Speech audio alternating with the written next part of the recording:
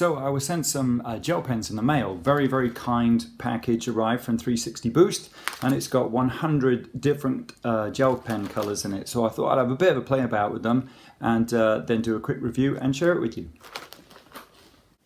So the 100 gel pens fit into this really cool plastic wallet, which has got two little Velcro tabs on the inside, so you can fold it open and have all of them available to you if you wanted to use every single one all at the same time. And they seem to be grouped into sort of certain colors or certain kind of effects. So I'll rip them open and have a little play with them. So the first thing that I noticed was they were quite a lightweight plastic. Unlike most gel pens, they only ever seem to be filled about 3/4 the length of the barrel. I wonder why that is. But they were nice and thick with a kind of like planed surface near where you would actually grip the pen. And the first ones that I looked at were these ones that I call regular colors. And these seem to be the most colors that you had grouped in like this. So I just started off with some primary colors. So I started using the blue, and then I had a little go with one of the reds that I thought was maybe not as red as I'd like it to be, more on that later, and also a yellow, which was really, really bright, kind of fluorescent, almost neon yellow. And I also noticed that there were a lot of pinks and pinky purples in this particular section of the colors. So, I was wondering what demographic perhaps these gel pens are aimed at. And then I had a little look at how they worked with solid color. So here you can just see me using a green and filling a little square just with solid color, and you get a really good amount of solid color there.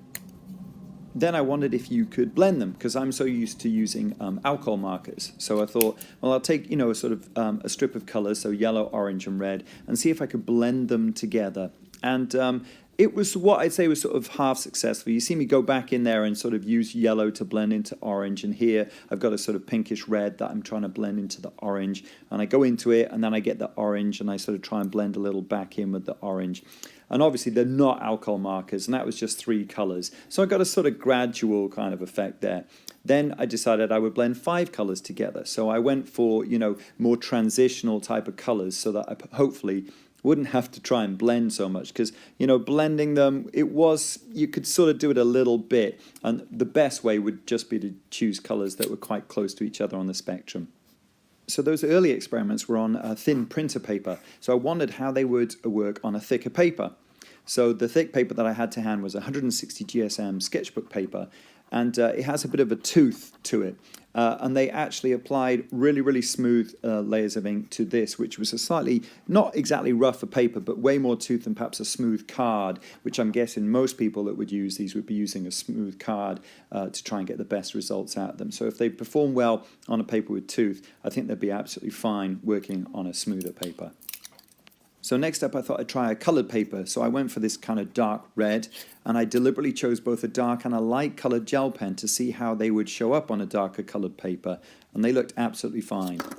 Then I thought I'd have a go with the glittery colors, and these were pretty cool because you could tell which ones were glittery colors because the pen top has got little bits of glitter embedded in the actual colored pen top. And for this, I decided that I would go with just try out a secondary color scheme. So I'm using orange, then green, then purple. And these are just really nice, bright looking colors. So I tried a bit of doodling. And after that, I decided I'd go with the solid color test as well. A square of solid purple here worked absolutely fine. I managed to get quite a nice even set of colors. And if you don't think they look very glittery, you just need to turn them and look at them at a different angle, and very, very glittery coming out of those pens. Next, I thought I'd try them on the 160 GSM sketchbook paper as well to see how that would go. And again, nice and bright colors, good darkish kind of looking green, and then popping in some black glitter pen. Didn't think you could get a black glitter pen. And you can see it's quite glittery there, but perhaps not as effective as it was on the thinner paper. And then again, trying both a dark and a light color on the red colored paper background, and both of those seem to show up really, really well with a nice sort of lay down of color from the actual pens. So next up, the metallic colors, not to be confused with the glitter pens, because of course the glitter pens are just regular color with bits of glitter within them, whereas the metallic ones are supposed to have that kind of metallic silvery sheen within the color themselves. So I doodle away on some printer paper, just drawing some kind of triangle shapes using some reds and some purples. And then I decided to do the solid color test again using these metallic gel pens.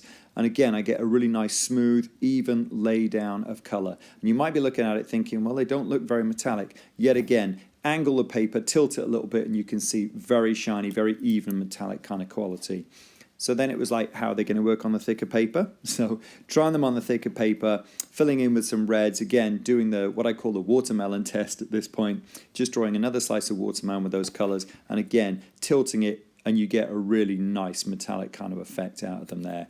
And then trying them on a different colored paper, again, choosing a very light color, a silver first of all, and then a black metallic pen as well to fill in some of the little circles and the dots in a second. And I didn't even know, again, you could get a black metallic pen, but there you go. And it might not look too shiny to you, too metallic, but then when you actually tilt the paper, wow, look at that. You get a really, really strong shine off both the silver and the black. So next I looked at these kind of neon or pastel kind of bright but opaque colors. And they were really, really nice and bright. So you can see me starting off with a pink here, and then I've got a sort of bright neon pastel-y blue. And I tried, wow, look at that yellow. It's so super, super bright, proper fluorescent, into a darker purple, and also just trying out a green, just doing some little geometric sort of like kind of doodles with them. Again, lovely smooth flow of ink coming out of the tips. So I thought, right, okay, how are they going to do on the thicker paper, the watermelon test? And absolutely fine. Again, nice, decent lay down of color, really bright neon green that's supposed to be going around the edge of that watermelon, and then filling the seeds in with the darkest kind of neon pastel color that seemed to be a purple. And then I thought, okay, try them on the darker paper. And here, I'm not sure if it was the paper or the fact I was like sketching them very, very quickly, but sometimes they seem to skip, which is why I did this kind of solid color fill in there to show, yeah, that actually works okay when you work at a slightly more careful and slightly slower kind of method of working. When I was doing the big spirals and going out quite quick, yes, some of the colors skipped a little bit, as you can see, and I didn't get the kind of thick amount of color that I was hoping for. So at this point, that was the only real kind of drawback that I could see, and it seemed to be much more prevalent with the white gel pen than perhaps any of the other colors. And the only way I can describe this set of colors was neon glitter. They were really, really bright colors, and they also seem to have glitter in them as well. So I tried some like different patterns here, and after the skipping results in the last one, I did some long kind of swirly lines, and they seem to be absolutely fine on this one, you know, filling in some nice bright colors. And you've got to remember, when you see me using these pens, that's usually the first time I've actually popped off the lid and used them. And I'm sure with a little bit more use, there you go, there's the nice glitter effect, you would find that they flowed even more easily from the pen onto the paper. So next up was the watermelon test on the 160 GSM thicker paper, and absolutely fine again. Really, look at that, really nice bright fluid laydown of color, and also a nice selection of colors from dark to light. And when you tilted that paper, wow, there's your neon glitter effect right there. So how would they do on the darker paper? Again, I just did some swirly, quick, spindly kind of doodly kind of effects on here, just using some light colors, and then all the way through some medium to some darker colors as well, just to see how they'd all kind of show up on the paper. And then all I had to do in order to get the effect was to tilt it, and there you go. You can see by tilting it sort of left and right, you can see all of that glitter.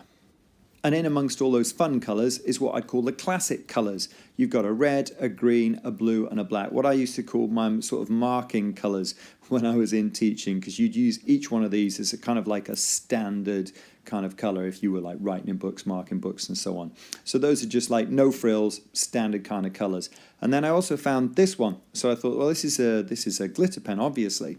But when I started trying to draw with it, it was a bit like Leonardo da Vinci's drawings with lemon juice. I could barely see anything showing up. So I thought I'd try it on the darker paper, do a quick squiggly swirl, and then just tilt it and angle it and see what was happening. And sure enough, it appears to be a clear gel pen, but with glitter inside it. So there you go. And there you have it, your 100 gel pen color set. And I'm not a usual user of gel pens, but I've got to say I was impressed by the range of colors and the range of different effects you could get here. And I think they're about 10 to 15 pounds sterling and maybe $15 to $18. So if you really like your gel pens, then this might be something that you want to check out. And if you like this first go review, I'll post some links below, because there's some others that I've done you might want to watch, such as Inktense blocks and watercolor sticks and pigment markers. And if you subscribe, then you won't miss any of the future first go videos that I do. Thank you for watching.